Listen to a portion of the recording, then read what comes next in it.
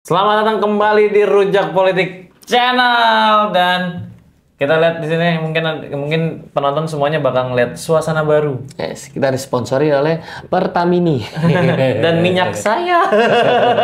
Ini bakal menjadi icon gue di sini. Minyak saya gitu kan. Tapi kita nggak ngebahas minyak-minyak lah. Hari ini tepat video diambil, ini adalah hari pertama sidang perdana Hasto Kristanto. Benar. Nah, Mas, mungkin kita bakal beda nih dari sebelumnya. Kalau sebelumnya kita kan seperti kayak ngegosip ya. Betul, kayak lambe turah. Lambe nyinyir gitu, terserah deh. Tapi kalau sekarang mungkin ada penanya, ada pengopini. Iya. Penjawab atau pengopininya gitu. Gua tuh kan ngikutin kasus ini kan sejak zaman gue dulu baru pertama kali turun ke lapangan tuh 2019-an lah. Sebagai news ya, bukan sebagai dulu gue awalnya tuh fotografer sport dulu. Nah, salah satu kasus yang gue liput pertama tuh Harun Masiku. Iya. Dulu gue nggak tahu Harun Masiku tuh kenapa dan bagaimana sampai pada akhirnya dia menjadi heboh banget gitu loh, dicari gitu semua. Dan gue baru tahu keterlibatannya Hasto Kristianto itu sangat panjang gitu loh. Betul. Mas, menurut lo Mas, sebenarnya yang menjadi titik awal Harun Masiku ini susah dilacak nih gimana? Ya, kalau saya langsung mendengarkan langsung dari ex pegawai KPK yang di TWK itu, kebetulan beberapa orang yang di TWK itu sebagian itu yang menanganin kasus Harun Masiku. Iya. Dan dari statement mereka sudah jelas, banyak di YouTube menjelaskan, ada dari Bang Yudi Purnomo Harahap. Beliau mengatakan bahwasanya Hasto itu harusnya itu di OTT di tahun 2020 karena bukti sudah jelas. Oh. Gitu. Tapi kan waktu itu, nah itu juga berbarengan dengan pertama kalinya gue juga liputan tuh. Hasto itu kan diperiksa, habis itu kan udah cuman kalau nggak salah sekali atau 2 kali ya, sekitar segitulah. Sebelum COVID waktu itu soalnya. Dia itu kalau nggak salah sembunyi di PT IKA ya. Itu diamanin atau sembunyi, saya pokoknya sempat Hasto tuh datang ke PT IKA tuh. PT IKA yang isunya mau di OTT, mau di OTT di sana. Kalau nggak salah itu kan kalau nggak salah Kiai Harun. Kiai Harun kan waktu itu yang merintahin ke sana. Terus penyidik KPK sudah semuanya, itu gue ingat banget itu malam itu rame banget. Penyidik KPK itu semua datang ke sana tiba-tiba dan nggak jadi. Iya. Semua pengerahan PT IKA tuh semua dikerahin. Udah Hasto nggak jadi tahan. Penyidik KPK yang tadi yang mau nahan kan kabur tuh. Iya. Menariknya sekarang itu di kubunya Hasto itu bukan bikin isu ya, seakan-akan dia selalu statement ini KPK-nya Jokowi. Kan Jokowi udah nggak jadi presiden. Ketua KPK yang baru, ketua KPK yang lama dulu justru diduga dekat sama PDIP dan Hasto, Pak Firly, dan dia jadi tersangka di kasus Harun Masiku. Menariknya itu kenapa di kasus Harun Masiku tersangka? Enggak, si Pak Firly Bahuri itu kan dia merintangi waktu OTT kan. Kan Pak Firly juga kan lagi mau dipanggil sama KPK kan, diminta keterangan untuk kasus Harun Masiku. Dan kenapa kasus sekarang baru diungkit dan dari pihak sananya itu bilang ini kasus politik. Kalau kasus politik berarti kan sekarang yang pemegang politik tertinggi ya Prabowo dong. Tidak ada istilahnya Pak Prabowo sama Bu Mega nggak ada urusan apa-apa tuh. Walaupun nggak dikasih jabatan di Danantara ya. Bukan nggak dikasih, dia bilang sih nolak. Oh, nolak ya, udah sempat ditawarin berarti. Atau belum mau. Jadi itu emang arahnya belum jelas. Ini kita agak out of topic sedikit ya. Iya. Jadi arahnya memang belum jelas kan, Bu Mega itu katanya kan dia nolak juga nggak tahu. Tapi dia diajak ikut juga belum tentu mau gitu loh. Betul. Intinya sih ada statement ini KPK-nya Jokowi. Ya sekarang sidang perdana. Ya sekarang nanti dari penyidik KPK, dari semua jaksanya KPK akan membuka ke publik nih, karena ini sidangnya terbuka ya. Situ bakalan ada kalau saya sedikit mendengar lebih banyak bakalan ada kejutan tuh. Seperti halnya akan ada statement, ada pernyataan yang diduga akan mengarah ke BLBI. Ada sangkut pautnya dengan kasus BLBI. Jadi bukan cuma dari sana, ini kan kasus korupsi cuma 500 juta dari Harun Masiku ingin jadi ketua KPU. Bukan masalah di situnya, tapi masalah di dalamnya itu ada case yang lebih besar. Sorry, bukan Harun Masiku jadi ketua KPU, tapi Harun dari Masiku jadi ketua dewan, anggota dewan. Di Padahal suara DPR. nomor 5 ya. Tapi menyogok komisioner KPU. Pak Wahyu itu. Pak Wahyu. Dan Pak Wahyunya sekarang udah bebas. Kalau sekarang sih menurut saya kesempatan Pak Harun Masiku udahlah keluar ke publik, dan Bapak gak akan tenang kan hidup kan serba sembunyi-sembunyi kucing-kucingan.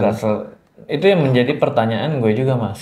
Kalau emang kasus korupsi 500 juta kan mungkin hukumannya kan kecil tuh. Si penerima suap aja sekarang udah bebas tuh. Iya, Wahyu Setiawan. Kenapa tuh sampai sekarang masih sembunyi kan gitu? Nah itu, jadi pertanyaan gue yang lain adalah siapa yang biayai? Nah satu itu, kedua apa yang sampai membuat Harun Masiku ini tidak boleh ditangkap? Tidak boleh ditangkap. Nah itu, Mas. Lu ada dan nanti akalan, saya ada bocoran mungkin ya dari statement beberapa ex penyidik KPK.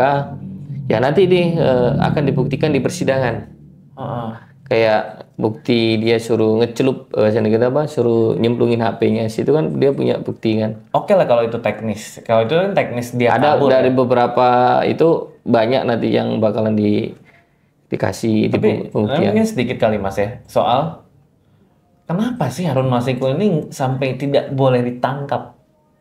Betul. Kalau cuma kasus Harun Masiku kecil dong. Kecil. Tapi kenapa sampai PDI bahasanya melindungi kan, mau nggak mau jatuhnya kan. Dulu kan kita ingat ya akhirnya di luar kasus Harun Masiku itu setelah selesai tiba-tiba ada kasus bansos COVID. Ya, itu Juliari Batubara juga orang PDIP tuh. Betul. Nggak tahu ya, cuman di PDIP-nya sebagai apa dulu ya. Cuman itu kasus memang heboh dan membesarkan. Itu kan sempat merubah angle media dari yang Jokowi membela PDIP, sekarang Jokowi adalah Jokowi, PDIP. Nah, betul. Itu kan cuman PDIP tidak termasuk yang sakit hati apa gimana gitu loh. Dia tidak begitu membela gitu. Silahkan saja tangkap gitu loh. Pada akhirnya kan dia juga bisa memasukkan kader pilihannya dia untuk menjadi mensos gitu. Waktu itu Bu Tri Risma hari ini ya, penggantinya. Kalau yang menarik buat saya itu sekarang itu dari pihak terdakwa ya. Iya. Ya. Dari pihak terdakwa Pak Hasto, nah, ini dia bawa 12 lawyer ini. 17. Istilahnya ada lawyer tambahan baru, itu ada ex KPK juga, dulu jubirnya KPK ada Bang Febri sama yang dari teman-teman TWK juga itu ada Bang Rosa. Iya. Ada Bang Rosa, Rosa ya Bang? Rasa Mala ya? Rasa Mala. Iya, si Bang Febri itu dulu posisinya dia adalah jubir. Kalau Bang Rosa kan penyidik. Kalau menurut sampean dengan itu ya Febri ini menguntungkan nggak sih dari pihak Hasto? Sebenarnya menguntungkan atau tidaknya itu kan balik lagi ke kita perspektif ya. Sebenarnya tuh kalau gue ngeliat ya, Febri itu juga sebenarnya tahu. Iya tahu. Apa yang terjadi karena itu jubirnya dia waktu itu. Zaman gue pertama kali liputan itu dia yang ngomong gitu loh. Hasto diperiksa gitu-gitu itu dia gitu. Jadi kalau misalnya untuk menguntungkan dari sisi Hasto menurut gue justru Febri ini yang harusnya bersidang juga gitu loh. Harusnya ada coy kan di situ kan ya, ada kepentingan. Iya. Itu kan pasti kan ada kepentingannya di situ kan. Jadi kalau menurut gue menguntungkan atau tidaknya mungkin menguntungkan buat Hasto karena entar beberapa beberapa pernyataan yang dikeluarkan oleh jaksa atau saksi memberatkan atau saksi ahli apa gimana itu tuh justru ntar bakal bisa di counter sama Febri. Iya. Karena Febri juga menurut gue seorang jubir harusnya cukup detail ya tahu untuk kasus itu ya. Meskipun tidak karena jubir bisa naik ke penyidik langsung. Lebih kurang jelas. Dan background dan jubir itu kan pasti akan bertanya mana yang saja yang boleh diumumkan, mana saja yang tidak. Iya. Tapi kan hasil yang mereka terima yang gue sepemahaman gue itu dia tuh harusnya detail taunya. Jadi Febri itu justru agak menguntungkan buat Hasto, tapi sekaligus juga jadi bumerang buat Hasto. Ya, kalau pandangan saya sih macan ompong ya, kosong kalau dia ngerekrut Febri, blunder menurut saya. Kenapa? Punya sisi pandangan sendiri sayanya. Kenapa? Iya, nggak apa-apa. Febri itu di KPK itu jubir, dia bukan penyidik KPK. Jadi dia tidak tahu pokok perkaranya sejauh mana, bukti mana sejauh mana, karena berkas tidak dikasih ke dia.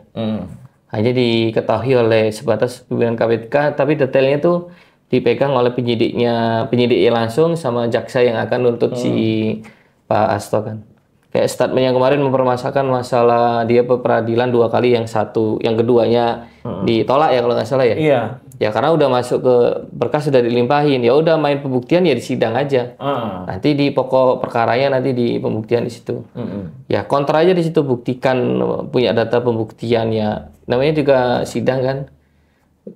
Punya argumen yang kuat aja, buktiin ke dalil yang kuat kepada hakim ketua kan. Jadi kalau gue ngeliatnya justru malah ya itu mungkin apa yang bakal ya mungkin hitung-hitungannya dikiranya kita defense gaya hire si Febri dan Rosa mungkin bisa memperingankan Pak Hasto. Menurut saya enggak ya kalau saya mendengarkan cerita dari teman-teman ya. Karena case masalahnya itu luas, nggak cuman masalah Harun Masiku di situ. Ternyata ngelebar kemana-mana tuh nanti itu. Karena mereka punya bukti yang kuat. 2020 udah punya bukti yang kuat nih. Ditambah lagi sekarang baru ditangkap, ditahan. Terus dibilang KPK-nya Jokowi. Ya kan KPK-nya tadi yang saya bilang ketua KPK-nya baru. Ya biasalah ketua KPK yang baru tanya masalah apa yang belum diselesaikan kan gitu kan. Iya. Ya ini buktinya kemarin ada kasus EKTP yang lama udah ditangkap tuh. Nah, sekarang kasus yang masih gantung yang biar nggak dikira kasus politik ya nanti aja buktiin. Kalau emang terbukti dia bersalah berarti itu bukan kasus politik. Kalau itu tidak terbukti berarti ini kasus politik dong. Kalau KPK-nya kalah bahasa gitu kan. Iya. Buktinya KPK bisa nahan, bisa diputuskan bersalah Pak Wahyunya, berarti kan faktanya kan seperti itu. Jadi kalau menurut gue juga, jadi kalau misalnya pertanyaan lo tadi soal Febri tadi, ya menurut gue bisa jadi bumerang tetap ya. Bumerangnya dalam artian berarti Febri sendiri juga seperti kayak lo tadi benar omon-omon, kan dia tahu. Intinya cuma itu doang, kan dia tahu gitu loh. Tapi dia nggak megang data cuy. Nah, kalau masalah megang data atau enggak, gue nggak ngerti-ngerti banget ya. Tapi sepemahaman gue seorang jubir itu biasanya dia harus mengetahui dulu kasusnya apa, yang disampaikan apa. Ya karena memberikan pemahaman ke publik kan. Dan publik gitu. Dan kasus itu kan mau nggak mau seberat apapun kan mereka harus cerna gitu ya. Tinggal itu doang gitu loh. Jadi, nah next pertanyaannya mungkin bukan masalah si Febri ya. Tapi kalau gue lebih kepada kayak gini loh. Ini kan sidang seperti kayak dikejar-kejar. Itu kejar tayang. Kejar tayang gitu ya. Banyak publik yang menilai bahwa unsur ini agak sedikit politis gitu. Karena dilakukan di hari Jumat yang ini jarang. Sidang di hari Jumat itu jarang. Tapi memang ada gitu. Tapi selalu di hari Jumat gitu. Nah ini tuh menurut tuh gimana Mas? Kalau misalnya kasus ini dianggap sebagai kasus persidangan ini dianggap ya sebagai ya ini mah politik kali ya, emang buru-buru Hasto ditangkap aja gitu. Enggak sih, buktinya langsung dilimpahkan ya, emang mungkin dari penyidik KPK berkasnya udah selesai tuh. Ya kalau udah selesai kan tinggal dilimpahkan ke kejaksaan kan. Ya silakan kita adu data di persidangan kan gitu kan. Semakin cepat ya menurut saya semakin bagus dong, biar kejelasan masalah ini tidak ditarik-tarik ke unsur politik gitu loh. Ya benar kita rakyat masyarakat semuanya sih bodoh amat lah kan gitu kan. Ya dulu PDIP berkuasa selama 2 periode, sisa dikit gitu kan. Karena ketika Pak Jokowi lengser kan dia seteru sama Pak Jokowi kan. Jadi dia dikeluar dari pemerintahan lah kasarnya kan gitu kan. Ya sekarang ya tinggal dibuktiin kan. Tuh. Menurut satu lagi sih menurut gue tuh tadi agak setuju sama kata Mas Saiful ya, yang bilang bahwa udahlah Harun Masiku tuh keluar aja. Ini keluar aja. Iya nggak sih? Maksudnya kalau emang ini kasus kecil, kasus cuma korupsi dia nyogok 500 juta, kan kecil tuh. Kecil. Keluar aja. Tapi kenapa sampai saat ini dia nggak berani keluar? Why? Nah itu yang seharusnya masyarakat yang tanya gue di situ. Itu yang juga gue pertanyakan sampai sekarang Mas, sampai gue berakhir di rujak politik tuh juga sampai sekarang masih nanya. apa yang disimpan Harun Masiku sampai dia tidak mau keluar gitu. Betul, betul. Itu loh. Ada yang sampai nge-tracking ke Filipina, nyari dia di Terus kemarin sampai Makassar. Menko apa HAM itu? Yusril. Bukan yang Oh, Budi sebelumnya. Gunawan. Apa? Bukan. Ini. Yang dipanggil KPK. Yang dari PDIP. Yang soal penjara itu apa itu, Mas? Menko. Oh, Yasona. Yasona Lawli. Oh, itu bukan Menko. Dia tuh Menteri Menkumham. Oh, Menkumham. Itu kan sempat dipanggil KPK tuh. Soal case-nya Harun Masiku kalau nggak salah ya. Iya, itu kan karena dia terkait dengan pemberian izin terbang. Izin keluar negeri. Keluar negeri. Itu kan ke Singapura kalau nggak salah. Tapi ke Singapura kemana ya? Itu kan? Ya, ini kan kader ya, bukan kader di pusat, kader daerah. Iya. Segitu pentingkah nih orang kan gitu kan? Nah itu Mas yang mau gua tahu. Apa yang dipegang? Ya, apa peran dia di kasus ini dan ada peran apa di belakang kasus ini kan? Bener, sampai peran-peran politik di PDIP-nya tuh dia apa? Sampai PDIP tuh melindungi banget gitu loh kesannya. Sampai bisa, ya kalau bisa dibilang mungkin mengorbankan Hasto ya. Itu seorang Hasto yang merupakan anak gitu, tanda kutip. Orang kepercayaan kan, orang keduanya PDI kan ya Iya, Hasto kan. Hasto gitu, sampai nggak diganti. Kalau emang PDIP mau terang benderang, ya si itu aja suruh keluar si Harun. Iya, ngomong aja. Kan dia kader tuh kan satu titah dari Ibu Megawati. Harun Masiku keluarlah. Silakan ngomong, kecuali memang Harun Masiku sendiri sama Hasto ada deal-dealan ya. Iya. Atau Harun Masiku terlibat di kasus-kasus politik lain atau gimana. Nah ini. Tapi ini cukup menarik ya. Kita tunggu kalau emang ada kasus yang lebih besar ya harus diungkap ke publik karena sekarang udah banyak kasus korupsi, banyak kasus yang walaupun ini kasus lama tapi jangan tarik-tarik lah ini dibilang kasus politik gitu. Iya, kalau. Saya yakin Pak Prabowo nggak akan ikut campur. Dan apabila ada keterlibatan di di Bocor Halus sempat disinggung soal Ya, kasus ini berhubungan dengan kasus BLBI. Ya tinggal dibuktiin nanti kan. Apalagi Bocor Halus sering statement yang hampir fakta lah kan gitu kan. Tinggal katanya ada keterlibatan dengan ibu ketumnya kan gitu kan. Kalau emang ke sana ya harus fair dong.